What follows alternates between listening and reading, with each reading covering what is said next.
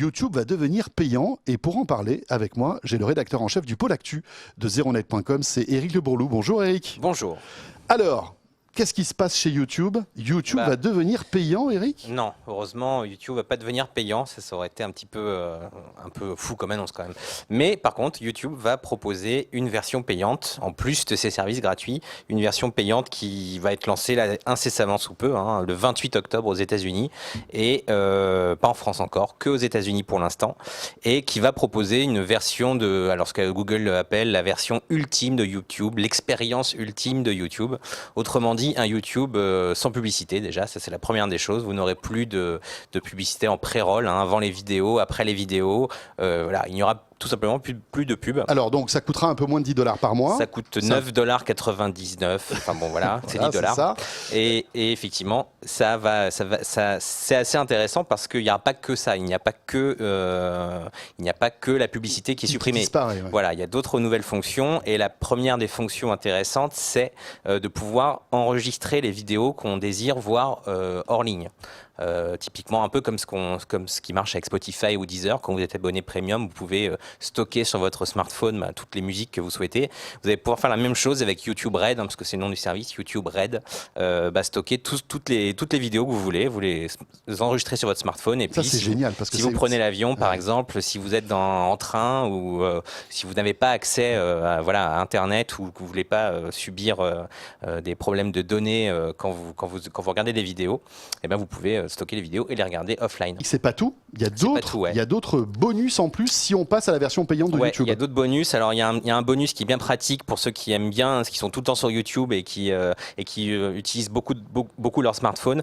On va pouvoir aussi continuer à regarder YouTube même si on quitte l'application. C'est-à-dire vous regardez par exemple une conférence, vous suivez une conférence, vous voulez checker votre mail rapidement. Là ça coupe. Et ça coupe. Là ça coupera plus. Vous pouvez continuer à écouter le son de la vidéo alors que vous êtes sur une autre application de votre smartphone. Ça c'est plutôt pas mal. Mais surtout, et ce qui est sans doute la killer app de cette offre payante, c'est qu'elle concerne aussi la musique. YouTube aux États-Unis a lancé un service de musique déjà il y a quelques temps qui s'appelait YouTube Music Key.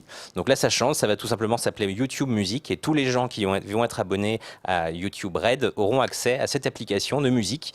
Donc où on va pouvoir avoir tout le contenu musical de YouTube offline aussi. On pourra donc télécharger tous les clips, tous les concerts qu'on veut, tous les titres des artistes qu'on préfère. Et ce qui est Mais on aura l'image aussi. Et on aura l'image, ou si on n'a pas envie de l'image, on pourra se mettre le son simplement si on a envie.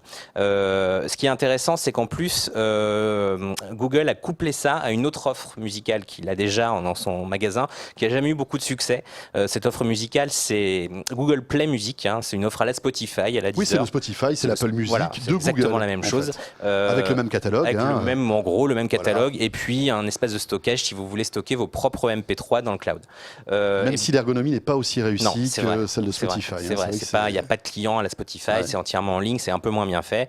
Mais en tout cas, tous les gens qui sont abonnés YouTube Red auront aussi accès pour le même prix, pour $10, à ce service de musique. Donc en fait, vous aurez un Spotify Google pour $10, plus YouTube gratuit. Et inversement, tous les clients de Google Play Music auront de fait accès à YouTube Red. Et ça, c'est peut-être une killer app, parce qu'il ne faut pas oublier que YouTube, au-delà de Spotify, d'Apple Music, aujourd'hui, c'est le premier service de musique en ligne du monde. C'est l'endroit où les gens consomment le plus de musique et ça, Google en est parfaitement conscient et voudrait bien essayer de capitaliser sur cette énorme consommation de musique qui est sur YouTube pour en faire un service un peu plus économiquement rentable. Il y aura aussi des contenus exclusifs qui vont être proposés par Google à partir de l'année prochaine. C'est pas encore lancé, mais dès l'année prochaine, Google va se la jouer un petit peu Netflix et va proposer des contenus qu'il va produire lui-même, payer, avec des stars de YouTube. Alors il y en a beaucoup, on va pas tous les citer, mais il y en a une qui est très connue puisque c'est la plus grande star de YouTube.